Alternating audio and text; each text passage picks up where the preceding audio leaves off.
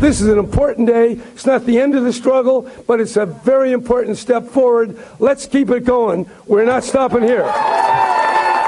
In California, it is the law of the land, a $15 minimum wage, double the federal level. And a few hours after the governor was signing that into law, New York Governor Andrew Cuomo looking to do the same in his state. Other states, Massachusetts, for one, Washington, D.C., the district, looking at doing that. All suits this young lady just fine. Quaysha LeGrand is one of the founders of the Fight for 15 movement. She joins us right now. Very good to have you.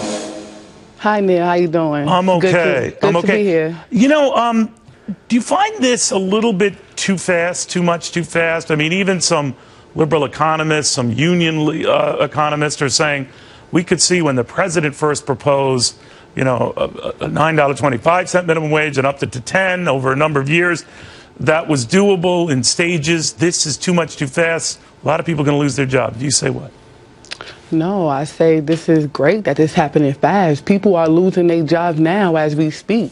Whether we fight or not, people are already losing their jobs, losing their homes.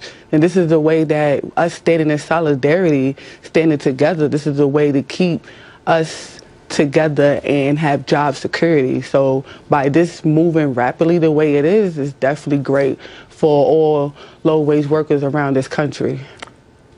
Let me ask you something. When you go, let's say, to a fast food restaurant, do you look at the price of the items on the menu? Would you pay more for some of those items if it meant a higher minimum wage for the workers there? Let's just say the fact that I work at a fast food place and barely could pay for the #1 meal because I had to work at least 2 hours. Yes, I think that says a whole lot. That says that something has to change. For me to put back into my economy, I need more money in my pockets. But what about people who go to that restaurant, let's say to a McDonald's, where a Big Mac, let's say, is $3.99, right? The estimate is that it would rise to $5.50 to support a $15 minimum wage. Not right away, in stages, but that it would. And that a lot of people who might not work in fast food might look at that and say, well, forget that, I'll go somewhere else. What do you say? I say to that, they raising everything each and every day. Well, that's a pretty big leap, you know. I mean, I'm looking at this equation. That's going from $3.99 to $5.50. A Big Mac meal from $5.69 to $7.85 for a lot of families who don't have a lot of money. That's a big deal. I mean, McDonald's raised the Big Mac just last week, but yeah, I have not received a raise. So therefore, everything else is going up but our pay. And that's why 64 million workers who are living in poverty decided to stand together to make a difference, to bring back our country and make it stronger. No, I see what you're saying, and I understand your frustration. You want to get paid more. A lot of people want to get paid more. But do you ever worry that it could boomerang on you? A lot of these restaurants, McDonald's included, are automating services, kiosks now that used to have people. Now all that automated. The food line is automated. We're seeing this in scores of places where to cut back on the costs of labor, everyone from fast food franchises to retail stores are doing that. Are you afraid that you're going to speed that process up and push yourself right out of a job? Not at all. McDonald's been around a long time. If they didn't want people in their store, they would have been replaced us with robots. Nobody wants to come in McDonald's and talk to a machine. They are going that way. You see, even before we got to $15, they've been doing that. And we're still there because they need us. And as those machines there, no, actually, they're scaling. No, what I meant to tell you is they're scaling back their workers. Don't you think an environment like this might push them to do more of that? And then, you know, it could be so dramatic, so fast, that you won't know what hit you. And a lot of your colleagues you're fighting hard to support and get them higher wages could find themselves out on the unemployment line. That's not going to stop us from fighting what we deserve, because we deserve $15 an hour and the right to unionize. And that's not going to stop us, no matter what McDonald's want to push back onto us. Let's take McDonald's out of it if we can, Equasia. Let's talk about a small store, let's say a diner in the area, and now he has to, or she has to pay $15 to its minimum wage workers. They might not be able to afford that, like maybe a McDonald's, even through franchisees could. What do you say to them?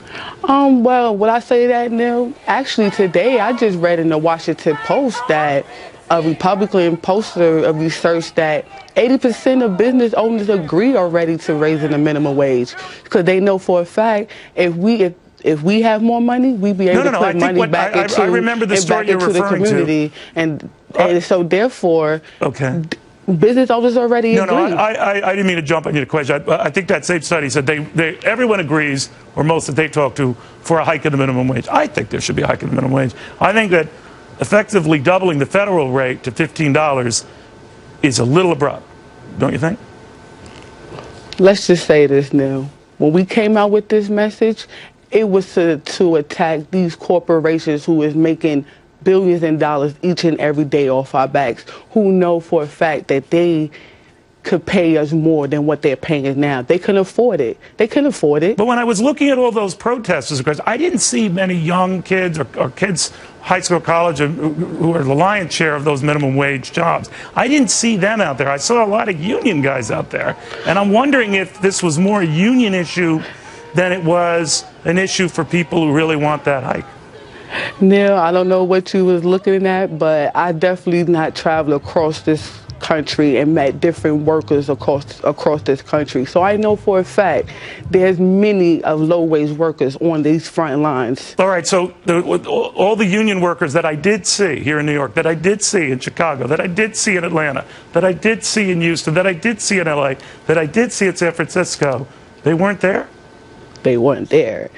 Everybody around this country support this movement. They support the fact that low-wage workers, the 64 million workers around this country that's living in poverty, they support it. Well, you hope they support it, because if they're willing to fork over more dough for the stuff that they enjoy, then you might be right. They'll support it and prove it with their wallet. If they don't, then you could be hurting, right? Not at all. We stand in solidarity. We stand strong. We're willing to fight back. All right. And we're willing to hold our ground as workers in solidarity. Niquasia, thank you very, very much. You stood your ground right there. We'll have more. The fallout after this.